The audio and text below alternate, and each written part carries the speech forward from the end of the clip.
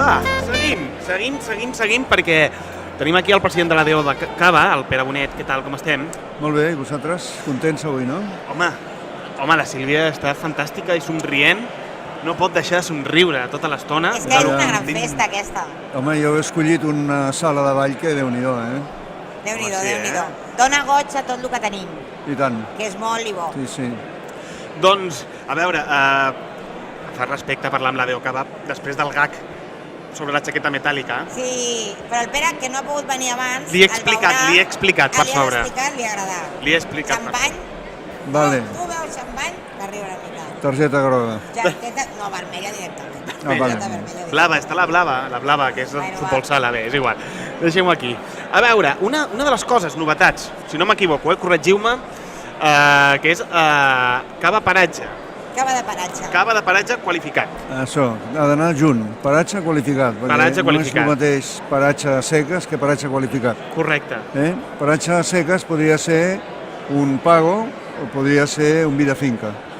Però qualificat vol dir que ha de tenir una sèrie de condicions, ha de complir una sèrie de condicions, començant pel propi paratge, que és una o diverses parcel·les, i que han de tenir, per exemple, unes condicions edàfiques del sòl i climàtiques especials. L'orientació, després els ceps han de tenir més de 10 anys, a partir d'aquí no més de 8.000 quilos per hectàrea, a partir d'aquí s'ha de collir a mà, a partir d'aquí s'ha de portar molt aviat al celler, perquè si no d'allò, i després dintre del celler el mateix.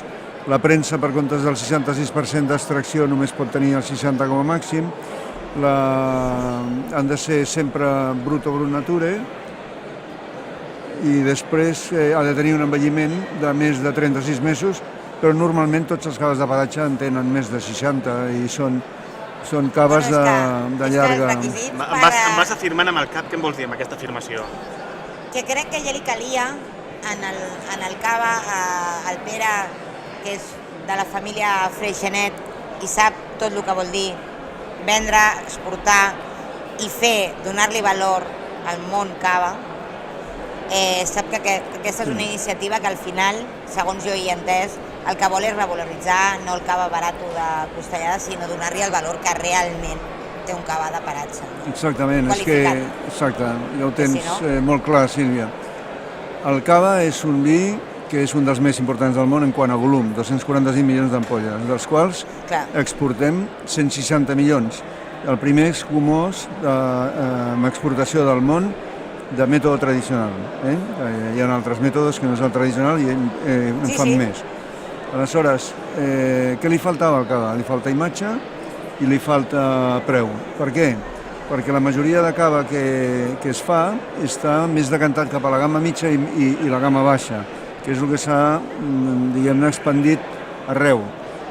I faltava potenciar el premium. El premium és aproximadament un 12% del total, que no està mal, perquè és el que pot ser... Bueno, Déu-n'hi-do, un 12%. No, està molt bé, són 30 milions d'ampolles, però faltava que la gent encara mirés més cap amunt el cava, i el cava necessitava tenir, a dalt de tot de la punta de la piràmide qualitativa del vi, necessitava tenir un cava, i ara en tenim el cava de paratge qualificat. Ens ha costat més de 3 anys arribar a que estigués a la llei, que hagués passat tots els filtres europeus i espanyols, i en surt segur, i al final el tenim. De la primera collita, perquè això va també per collites, es van presentar unes quantes empreses i uns quants paratges. N'han sortit 9 empreses, 12 paratges, i dels 12 paratges es produeixen 15 caves diferents, perquè hi ha algun paratge que té dos caves compartits.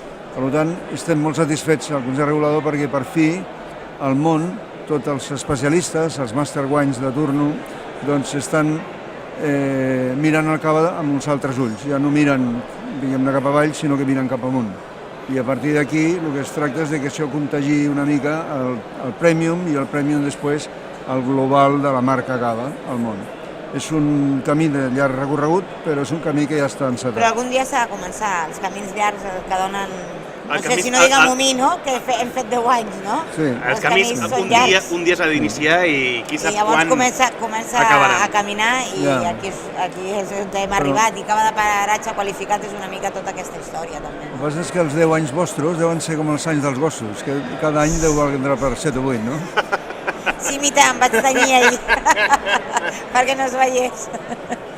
No, però és tot un plaer. Avui quan hem pujat a fer la presentació, que jo m'he emocionat de veritat, bueno, tampoc sé fer-ho d'una altra manera, perquè no sóc una bona actriu, però perquè al final també sense vosaltres, els vostres vins i tot el que, els vostres caves, espumosos, tot el que s'està fent, nosaltres tampoc podríem fer aquesta guia.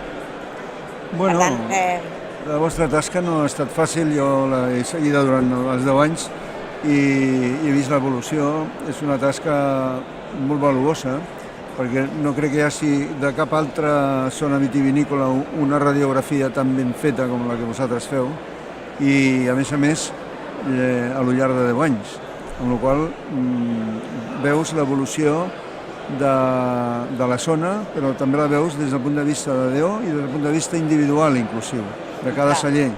Perquè tu pots agafar un celler i veure, ostres, aquest ha anat amunt, aquest està igual, aquest ha anat avall. Tot això té moltes conseqüències.